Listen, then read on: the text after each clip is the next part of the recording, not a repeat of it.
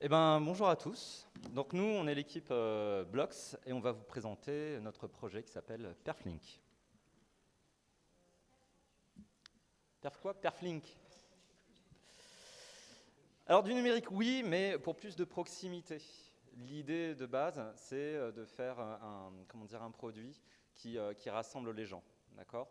Donc on est quelque part dans le physique digital où on a une interaction physique et on va capter finalement à travers des capteurs l'ambiance ou la volonté de certaines personnes pour pouvoir interagir. Mais dans quel domaine? Alors une petite présentation rapide de l'équipe Blox que vous avez ici, donc avec moi, Julien Farjon. Je ressemble à ça.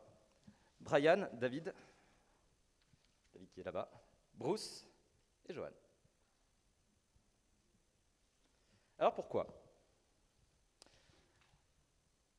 Alors déjà, on pense à IoT, on imagine tout de suite de la domotique. Puis nous, on s'est dit, c'est un peu trop facile quand même de faire de la domotique, on va partir sur autre chose.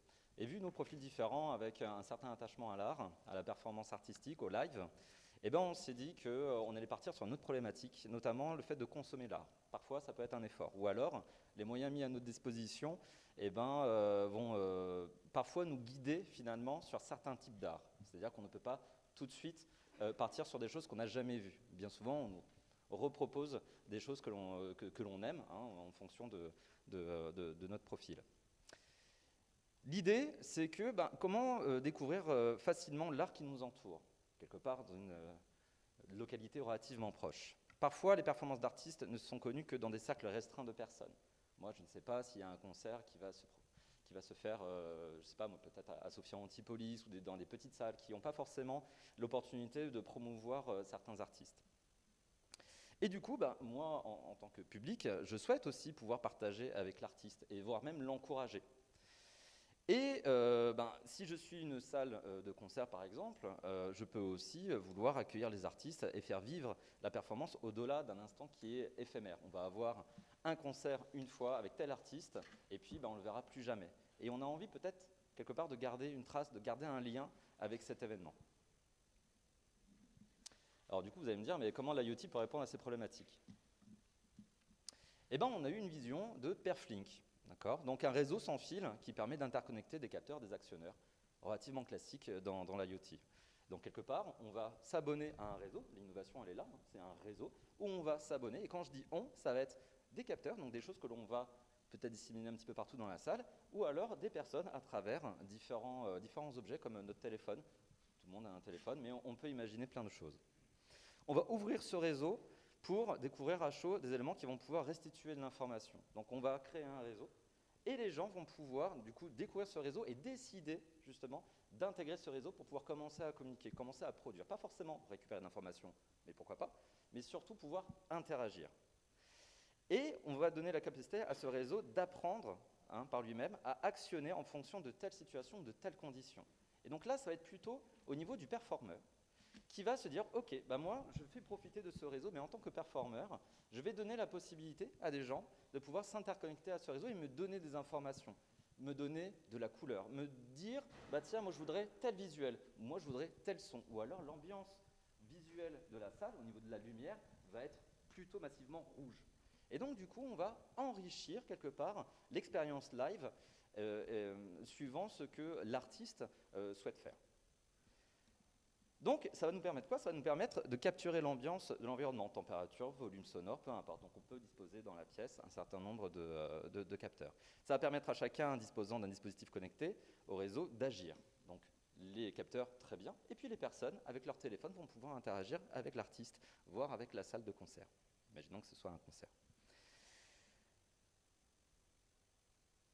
Donc on va permettre justement au performeur de capter la situation ou une volonté pour augmenter sa performance, pour l'améliorer, pour la diversifier, et capitaliser sur la donnée, sur le lieu même, pour améliorer les conditions d'accueil et faire perdurer ce réseau au-delà de l'événement qui peut être éphémère. Donc on va pouvoir créer de la data et s'appuyer sur cette data, si on est une salle de répète, une salle de concert, pour se dire, ok, là il a fait trop chaud à telle heure. Si j'accueille tant de personnes, il va falloir que j'ai une gestion de mon énergie, de mon électricité qui soit optimale, et donc éventuellement penser à un asservissement de toutes les climatisations pour pouvoir ne pas refroidir dans le vide et le faire au bon moment.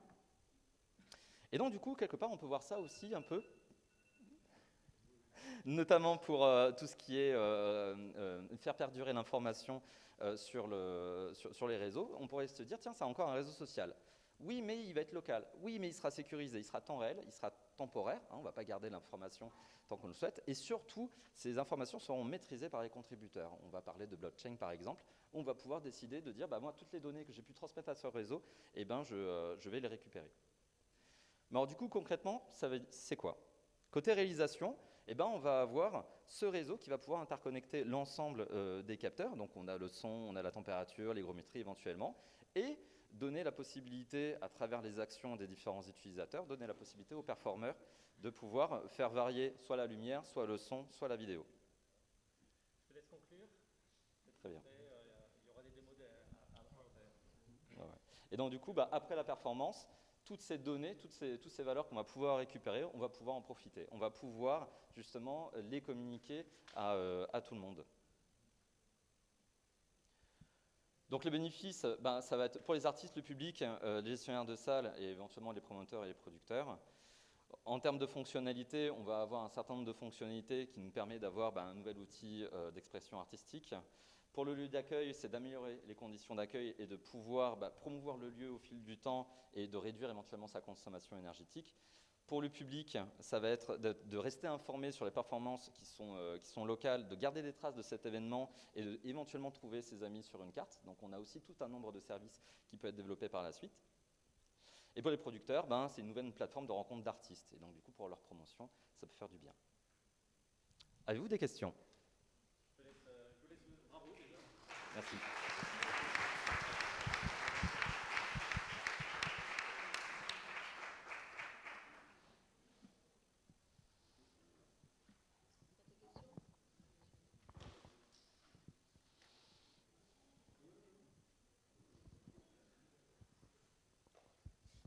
Merci beaucoup pour la présentation, le concept était très clair. Concrètement, vous ferez des démos après. Mais est-ce que vous pouvez nous dire comment vous avez utilisé le Fab Lab? Qu'est-ce que vous avez construit sur la base du concept? Alors, on a utilisé le Fab Lab surtout au niveau des capteurs. C'est-à-dire que très rapidement, très simplement, on a pu utiliser un certain type de capteurs avec la possibilité d'interconnecter ces capteurs à travers des interfaces qui nous ont permis d'avoir une programmation rapide et très efficace, très visuelle, sans forcément d'avoir des lignes de code, et ensuite d'échanger avec les différentes personnes au sein du Fab Lab pour pouvoir commencer à imaginer, à brainstormer sur le défi technique qui résultait. D'accord, ok, très bien, merci. Bonsoir et merci. Donc des capteurs qui seraient dans la salle et des capteurs qui seraient amenés par les humains, si je comprends. Alors, pas forcément les capteurs qui seraient sur les gens, mais plus leur téléphone. Oui, c'est-à-dire c'est vraiment un réseau. Apporté par les humains, ça veut dire avec leur téléphone. Combien estimez-vous la proportion, par exemple, de ce qui serait in situ, par construction disponible au début de l'événement et ceux qu'il faudrait apporter donc de manière aléatoire du coup pour que ça fonctionne. La proportion entre ce que en fait, ça le va dépendre peut faire et l'interaction avec le public. Ça va dépendre des besoins. Ça va dépendre des besoins, mais c'est quelque chose qui peut évoluer dans le temps. On peut avoir peu de besoins au début pour tester déjà le matériel et avoir quelques informations essentielles sur la tenue de la salle, par exemple. Et ensuite, aller un peu plus loin et proposer du coup aux performeurs, si on est une salle de concert, de dire maintenant, vous avez ce réseau Perflink qui est établi, vous avez tant de capteurs, vous allez pouvoir jouer avec. Donc à travers une interface, on va pouvoir capter tant d'informations et décider de ce que l'on en fait à travers notre performance. Et c'est autant de capteurs qui vont générer de la donnée, qui vont permettre par la suite d'avoir des dashboards et d'évaluer finalement l'occupation de la salle, si ça a été confortable ou pas, l'ambiance, capter numériquement quelle a été l'ambiance, et après pouvoir en faire la promotion par la suite sur les réseaux sociaux. Très bien, merci beaucoup. Merci à vous.